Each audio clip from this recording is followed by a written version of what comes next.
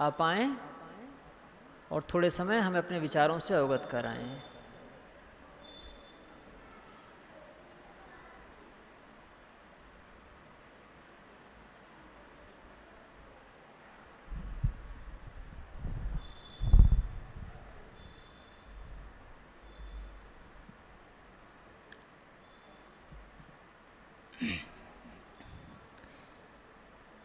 मेरे अध्यात्म जीवन के पोषक परम पूज्य गुरुदेव जी, अर्चनी वन्नी संत समाज, धर्म प्रेमी सज्जनों एवं माताओं, गुरु पूर्णिमा के शुभ अवसर पर हम सब बड़े सौभाग्यशाली हैं जो किसी गुरु से जुड़े हुए हैं।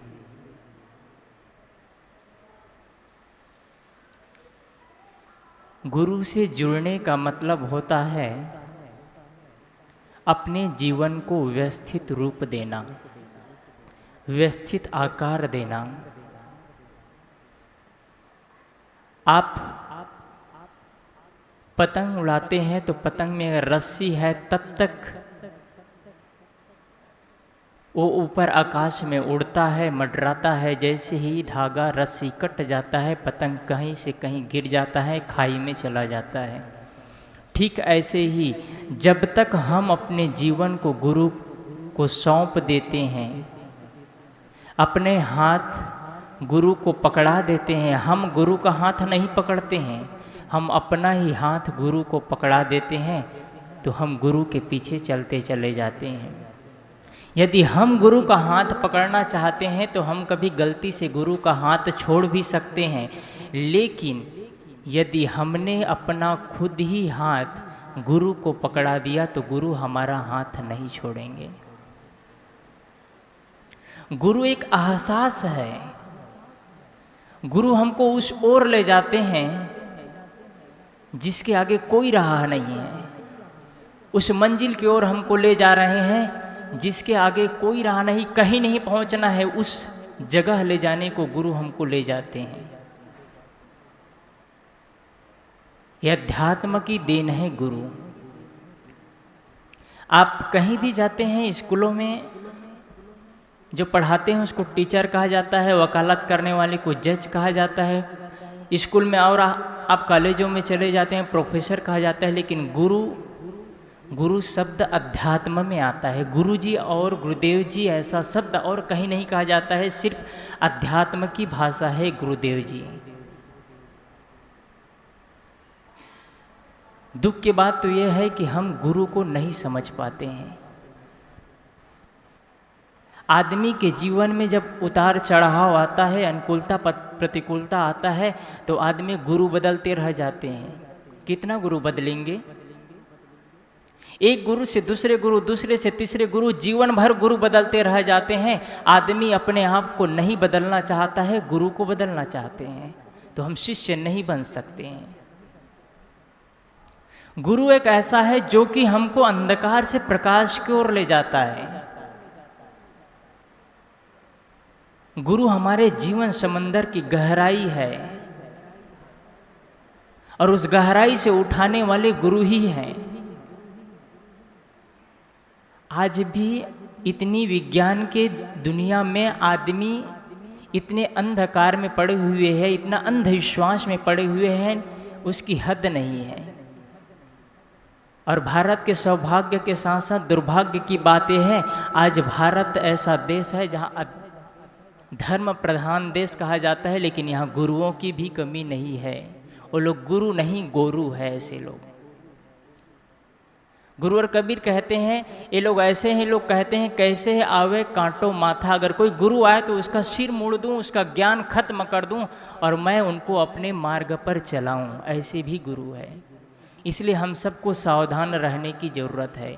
गुरु सोच और विचार करके करने की जरूरत है, लेकिन गुरु बहुत ही महत्वपूर्ण है। जिनके जीवन में गुरु नहीं है उनका जीवन शुरू नहीं है, समझ ले हम। अब गुरु कौन हो सकता है? जिसका ज्ञान अच्छा हो, ज्ञान उच्च हो और आचरण अच्छा हो। गुरु कोई सफ़ेद वस्त्र में हो, काला वस्त्र में हो, सन्यासी कलर में हो। गुरु का कोई वस्त्र नहीं होता है, गुरु का कोई रंग नहीं होता है। कोई जरूरी नहीं कि गुरु आश्रम में ही रहता हो। गुरु कहीं भी हो, यदि उनका ज्ञान उच्च है और आचरण उच्च है, वह गुरु हो सकता है। और यह गुरु आप सब हो सकते हैं। और जब तक हम स्वयं गुरु नहीं होंगे, तब तक दुनिया के जितने भी गुरु भी है, हमारा कोई बाल उपाय नहीं है जो हमारा उद्धार हो जाए। हमको स्वयं अपना गुरु बनना होगा, और अपना गुरु बनने के लिए पहले बाहरी गुरु से जुड़ना होगा। ज्ञान ही गुरु है मुख्य। हमारे पास अगर सही ज्ञान है, सही विवेक है, सही विचार है, वो अगर उसमें हम चलते हैं, उस मार्ग पर चलते हैं, तो हमारा ज्ञान ही हमारा गुरु हो सकता है। आप कुछ भी करते हैं, करने से पहले यदि अपने आप से पूछते हैं क्या मैं सही कर रहा हूं कि गलत कर रहा हूं, तो अपने आप से आपको उत्तर मिलेगा। हमको अपने आप से उत्तर मिलेगा, हमको किसी को पूछने की जरूरत नहीं रह जाती है। लेकिन कौन यहाँ आत्मा की बात को सुनता है? आत्मा की बात को कौन सुनता है? किनके आत्मा की बात कानों तक सुनाई देती है? सब इनकार कर देते हैं। जब हम कुछ करना शुरू करते हैं तो हमारे आत्मा से दो आवाज आती है, तुम कर रहे हो गलत है। एक कहता है नहीं करो, जो होगा सो देखा जाएगा। तब हम किसको जोड़ देते हैं? जो होगा सो देखा जाएगा। और वही करना हमारे लिए खतरनाक हो जाता है। हमको पहले अपनी आपकी आवाज सुनना होगा।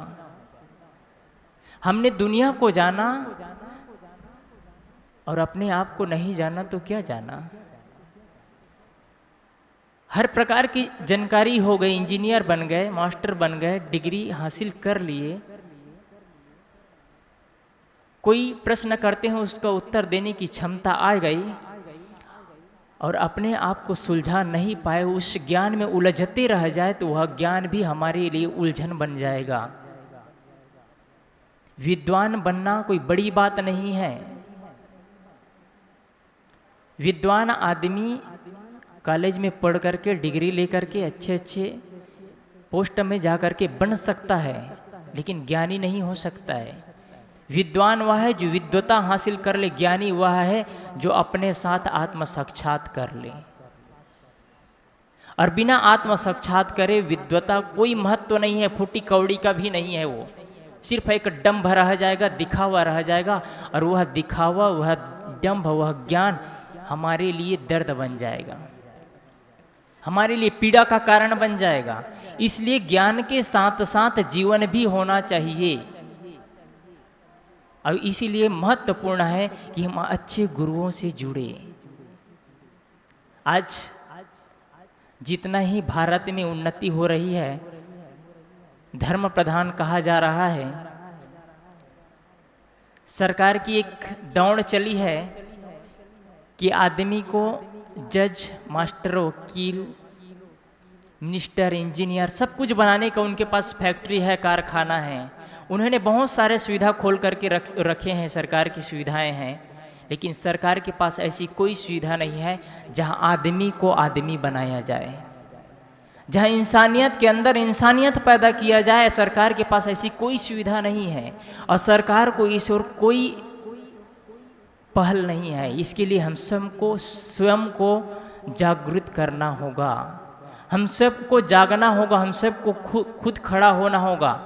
अपने जीवन का डोर हमको अपने हाथ में रखना होगा। यदि हमने अपने जीवन को नहीं संभाल पाया तो गुरु भी हमारे जीवन को कुछ नहीं कर पाएंगे। इसलिए सही गुरु से पहले जुड़े, और सही गुरु से जुड़ करके सही ज्ञान चर्चा करें। गुरु हमको एक एहसास दिलाते हैं जीवन में क्या करना चाहिए, क्या नहीं करना चाहिए। आज 80% लोग हैं जो भटके हुए हैं, भारत की देन है ये। गुरु लोभ दिखाते हैं, उस लोभ में लोग भटकते चले जाते हैं, और जिधर आदमी को लाभ महसूस होता है आदमी उधर ही दौड़ता चला जाता है। अगर कोई कहता है कि तुम्हारे कर्म ही तुम्हारे गुरु है, तुम्हारे ज्ञान ही तुम्हारा आचरण ही गुरु है, तो लोगों को समझ में आता है ये क्या बोलते हैं, समझ में नहीं आता है। अगर कोई कहता है कि मेरे पास आओ, मेरे पास बैठो, तुमको मंत्र दूंगा, उस मंत्र को जपो, तुमको मुक्ति मिल जाएगी, तो लोगों को समझ में आता है ये तो सही बात है। जीवन में गलतियां शरीर से तब होती है जब मन से ऑपरेट होता है। अगर मन शुद्ध नहीं है, शरीर को धोते हैं, शरीर को साफ करते हैं, शरीर से तंत्र मंत्र जपते रह जाते हैं और मन में कोई उसका छाप नहीं पड़ता है, तो कितना ही हम मन को रगड़ते रह जाए जैसे के तैसे रहेंगे। मन को गुरुदेव जी कहा करते थे, सदगुरु अभिलाष साहेब जी, मन को रुई की तरह धुन डालो। जब रुई को धुना जाता है तो उसमें से जो गंदा पदार्थ होता है, कंकड़ पत्थर धूल रहता है, वो नीचे गिर जाता है और रुई हल्का हो जाता है। मन को उसी तरह रुई की तरह हल्का कर लो। और जो आदमी मन को रुई की तरह हल्का कर लेता है, उनके जीवन में बोझ नहीं रह जाता है। जिनके जीवन में बोझ नहीं, वही अध्यात्म को समझ सकता है। गुरु और कबीर कहते हैं, जाको मन निर्मल भया जैसे गंगा नीर, पीछे पीछे हरि फिरे कहत कबीर कबीर। यहाँ कोई गुरु की बात नहीं कहते गुरु और कबीर। गुरु और कबीर मन को कहते हैं। जिसका मन निर्मल हो जाता है, कैसा गंगा की तरह निर्मल हो जाता है, जाको मन निर्मल भया, उसके पीछे हरि फिरता है, वो आदमी हरि के पीछे नहीं दौड़ता है। मैंने कुछ बातें आपके सामने कही कि हम जीवन में गुरु का हाथ पकड़ने का प्रयास न करें, बल्कि अपना ही हाथ हम गुरु को पकड़ा दें। और हम गुरु ऐसा करें जो कि हमको भ्रम न हो उसमें। हम गुरु बदलते रह जाएंगे, जीवन में कोई परिवर्तन नहीं आएगा। और आज आदमी को जब डर होता है तो 1 से 2 गुरु, 2, 3, 4 ना जाने 10-20 गुरु कर लेते हैं और जीवन जैसे के तैसा रहता है।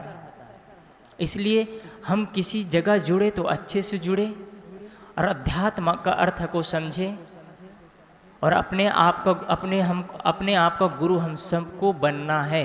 अपना गुरु जो बन जाता है, उनका जीवन महान हो जाता है। बस इतना ही कहकर अपनी वाणी को विराम देता हूँ। बोलिए सद्गुरुदेव की जय।